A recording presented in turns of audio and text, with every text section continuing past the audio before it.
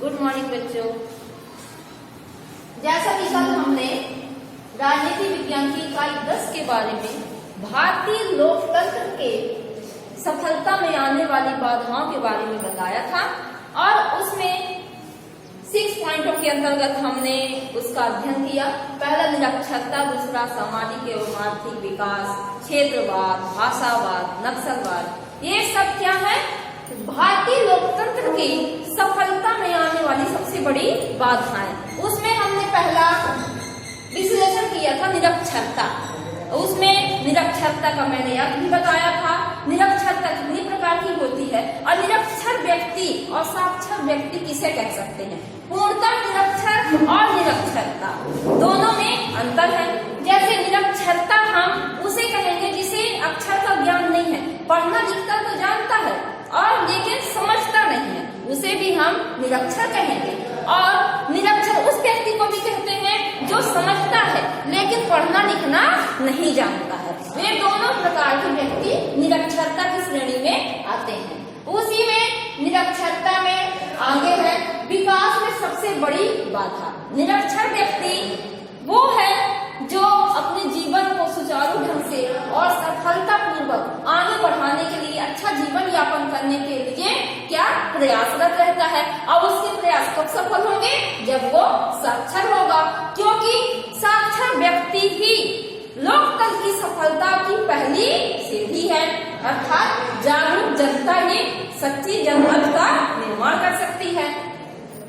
उसी प्रकार हम कहेंगे आज विकास में सबसे बड़ी बाधा, व्यक्ति के विकास में सबसे बड़ी बाधा निरक्षरता है। क्यों?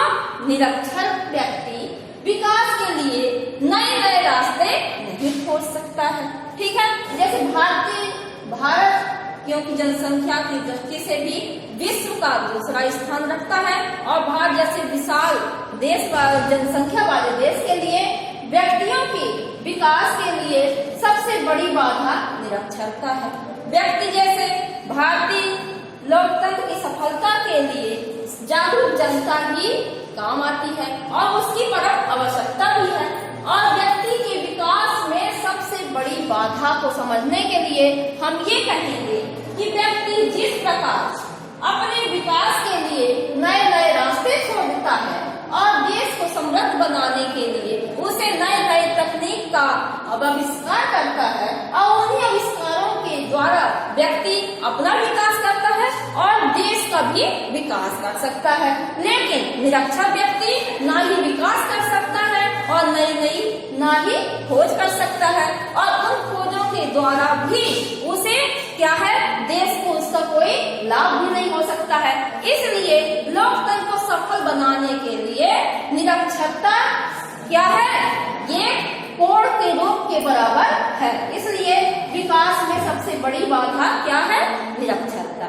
ठीक है, आगे बढ़ते हैं। बेरोजगारी और रोजगार की असुरक्षा, अर्थात व्यक्ति जैसे आप लोग जानते हैं कि व्यक्ति रोजगार की तलाश में एक देश से दूसरे देश जाता है, अपना गांव, अपना देश छोड़ करके दूसरे देश में निवास करता है, दूसरे शहर में निवास करता है। क्यों? क्योंकि वो क्या है, रोजगार की तलाश में अपना जीवन स्तर ऊंचा उठाने के लिए क्या है, यहाँ वहाँ भटकता रहता है। और बेरोजगारी, आज की बढ़ती हुई जनसंख्या, आज की बढ़ते हुए प्रकोप के कारण हम ये कह सकते हैं कि बेरोजगारी क्या है? ये ऐसा कोड़ है या ऐसी गहराई है जिससे हम कभी नहीं उभर सकते हैं। बेरोजगारी से क्या है, व्यक्ति का मानसिक संतुलन और मानसिक रोग बढ़ जाता है। ठीक है, वो असंतुलित हो जाता है और कई प्रकार की रोगों से संक्रमित हो जाता है। और आज की देख रहे हो, आज की टेक्नोलॉजी के समय में, वर्तमान समय में परंपरागत जो हमारे परंपरागत रोजगार थे वो क्या हो रहे हैं? धीरे धीरे घट रहे हैं। क्यों? क्योंकि व्यक्ति आधुनिकता की ओर बढ़ रहा है। ठीक है, यदि व्यक्ति साक्षर नहीं होगा तो रोजगार के नए नए तरीके सोचेगा और उसे रोजगार के नए नए तरीके सोचने के लिए क्या होना है? अच्छी शिक्षा प्राप्त करना आवश्यक है। ठीक, तो हमें सबसे पहले क्या चाहिए कि बेरोजगारी में आने वाली बाधा अर्थात निरक्षरता को पूरी तरह हमें क्या करना चाहिए? नष्ट करना चाहिए। आज बात समझ में, सीधी सादी भाषा में आप ये कह सकते हैं कि बेरोजगारी किसे कहते हैं और रोजगार की असुरक्षा भी रहती है। क्यों रोजगार की असुरक्षा क्यों रहती है? क्यों? क्योंकि व्यक्ति जब नई नई तकनीक सीखेगा तो उसे क्या है, कहीं भी रोजगार प्राप्त हो सकता है। ठीक, इसलिए जब व्यक्ति शिक्षित नहीं होगा तो रोजगार की क्यों?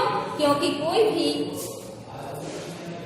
सर्विस रहती है या रोजगार रहता है तो किसी न किसी विशेष शिक्षा से संबंधित रहता है और उस शिक्षा के लिए हम शिक्षित रहेंगे तो हम कहीं भी रोजगार प्राप्त कर सकते हैं और हम असुरक्षित महसूस नहीं कर सकते हैं। लेकिन जब हम निरक्षर रहेंगे तो हम अपने रोजगार के प्रति जागरूक नहीं रहेंगे, सशक्त नहीं रहेंगे और क्या रहेंगे? असुरक्षित महसूस करने लगेंगे। अगला पॉइंट है, कहे निरक्षरता सबसे बड़ा और सबसे महत्वपूर्ण।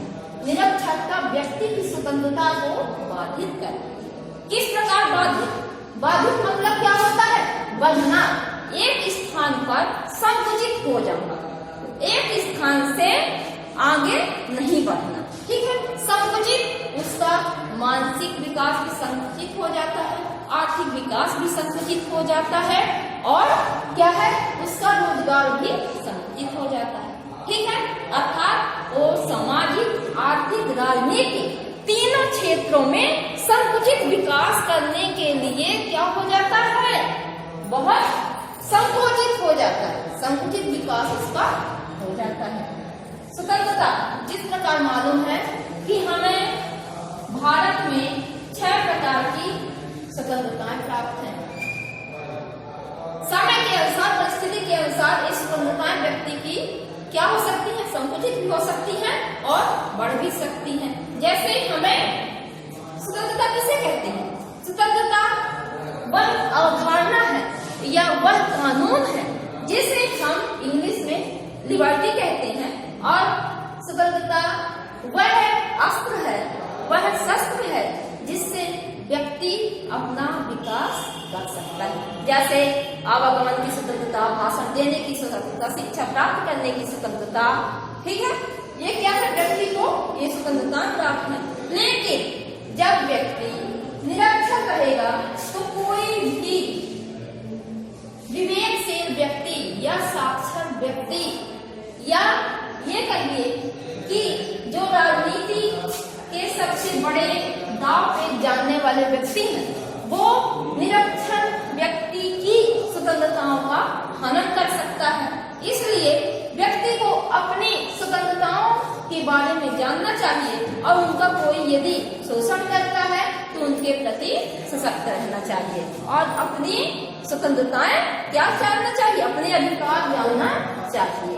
और निरक्षर व्यक्ति क्या है? अपनी इन स्वतंत्रताओं के उल्लंघन के बारे में सही जानकारी नहीं रखता है और समाज के कुछ वर्गों के, विशेष वर्गों के व्यक्तियों का क्या बन जाता है? खिलौना मात्र बनकर रह जाता है। इसलिए व्यक्तियों को क्या है? अपनी स्वतंत्रताओं के बारे में जानने के लिए उसे क्या है? निरक्षरता नामक कलंक को अपने जीवन से मिटा देना है। सरकार बहुत प्रयास कर रही है।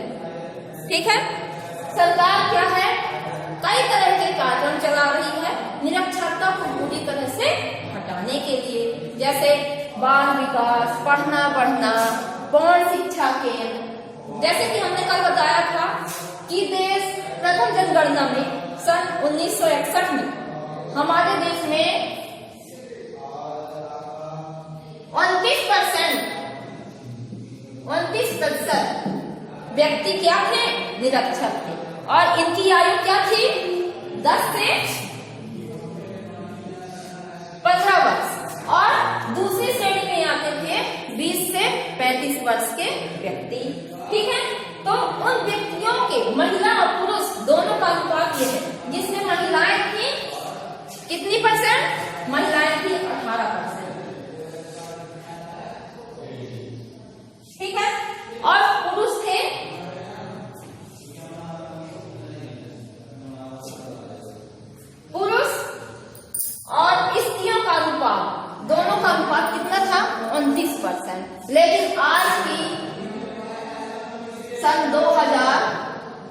2011 की जनगणना के अनुसार 8 करोड़ व्यक्तियों की निरक्षरता को मिटाने में सहयोग मिला है।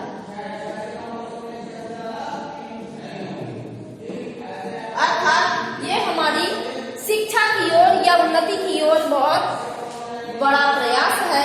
और अगली जो जनगणना होती है 2021 में, क्यों? क्योंकि जनगणना प्रतिवर्ष 10 वर्षों के उपरांत होती है और उसमें हमें नए आंकड़े प्राप्त हो जाएंगे। क्यों? क्योंकि सरकार ये चाहती है कि हर व्यक्ति साक्षर रहे, हर व्यक्ति जागृत रहे, हर व्यक्ति सुचारू ढंग से नई नई तकनीकों का लाभ उठा सके। विकास, राजनीतिक, सामाजिक, आर्थिक, राजनीतिक सभी पहलुओं के बारे में, जीवन के बारे में अपनी जानकारी हासिल करें और उनका लाभ उठाने में सफलता प्राप्त करें। और ये कब संभव है? जब वह साक्षर होगा। ठीक है, तो साक्षर का हमें समुचित अर्थ नहीं लेना है। साक्षर का अर्थ है हम लिखना जाने, पढ़ना जाने और उसे समझें। ठीक है, क्यों? क्योंकि जब तक हम उसका अर्थ अच्छे से नहीं समझेंगे, हमें क्या है, हम उसका सही लाभ नहीं उठा सकते हैं। आई बात समझ में? इसलिए क्यों हमें लिखना, पढ़ना और समझना तीनों एक साथ करना है, तभी हम उसका सही ढंग से क्या कर सकते हैं, लाभ उठा सकते हैं।